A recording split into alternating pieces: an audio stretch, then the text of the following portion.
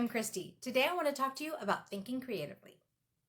Over the past 2 weeks, we've looked at various ways to consider the wishes of each family member, along with the needs that they require. You can find links to each of those posts over on the blog.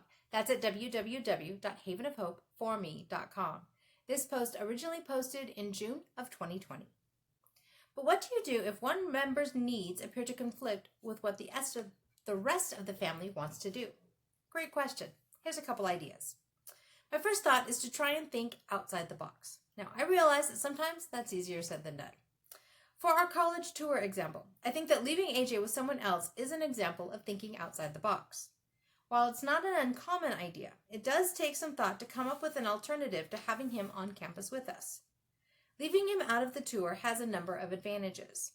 He's more engaged in whatever he's doing apart from us, even if it's simply enjoying his YouTube videos on his tablet, in his room, or with whomever he's with. We're able to focus on all aspects of the college tour and visit and learn as much as possible in the shortest amount of time.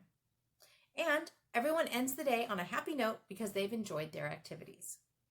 Now, if we take a different example, like going on a hike, thinking outside of the box would look different. Here are some things that I would consider for our family. What is the desired hike that people want to go on? How difficult is it? Can everyone participate in it relatively easily? If the answer is no to any of those questions, then I would consider trying to find an alternative for AJ and at least one other family member. Maybe an alternative hike or trail that's easier for him. Or maybe finding a picnic area with other activities to occupy him while the others take the hike. You get the idea. Since we're always looking for activities to keep AJ active, leaving him home or with someone else during the hike is probably going to be a last-ditch effort for us. But sometimes the lessons we've learned in the past can also provide a perfect solution. For example, we've discovered that leaving AJ with my in-laws is a great solution for our family and making college visits. I've mentioned that many times throughout this series. When the college is relatively close to them, it provides a great place to leave AJ where we know he'll be well taken care of, receive some fun one-on-one time with his grandparents, all while we're able to give Sean some one-on-one time as well. It's a win-win for everyone. But if leaving AJ with someone else isn't an option, then I'd consider taking his tablet or phone along and seeing if we can find a local Wi-Fi connection so that he can continue to watch his YouTube videos during the presentation parts of the tour. While he's not always quiet when watching his videos, it would be a way to provide some good entertainment and something for him to engage in during the presentation parts of the tour. But someone would have to sit in another room with him so that he doesn't distract anyone during those presentations. Now, a final thought is to ask others who've been through a similar situation for their ideas. Sometimes a fresh perspective is the missing ingredient in finding the perfect solution.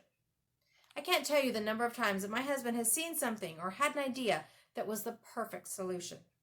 Because he sees things from a different perspective than I do, he also sees different solutions. And many times he comes up with a perfect answer that I wouldn't have thought of in a million years. I also know there are times when I get so wrapped up in my own perspective that I can't see any possible answers. And yet, as soon as I ask someone else, they come up with answers that I just couldn't see. I've seen this a lot in the word games that I play regularly. I'll get a hand where I need to find a specific word that fits all of the game's requirements, and nothing comes to mind. But if I give the game to someone else, they'll come up with multiple answers in a matter of minutes. While it's rather irritating at times, it also proves the adage that 2 heads are better than 1. Now, I hope this series has helped you to discover ways to balance all of the needs, wants, and requirements of each of your family members. Once again, many of these issues aren't unique to families with special needs. They are, however, complicated by special needs. They do require more thought and sometimes extra planning, but they're overcomable. Or, as Marie Forleo puts it, everything is figure-outable. And I have to agree. Solutions exist. Sometimes they take a lot of effort, sometimes they're relatively simple. The answers are there if you're willing to think through the issue and use some creative thinking. I'm sure your family will appreciate your efforts. So my question for you this week is this. What are some creative solutions you've used or discovered for your family? I'd love to hear about them. You can leave me a comment below, or you can leave me a comment over on the blog. Again, that's at www.havenofhopeforme.com. This originally posted in June of 2020. As always, I'd appreciate it if you'd share this with anyone you think would find it helpful. I'd love to help as many families as I can. Sign-up lists are available over on the website. Signing up lets you know about all newly released content as soon as it's available. Thinking creatively to find the best solution possible so that I can continue to say that life is good and there is never a dull moment.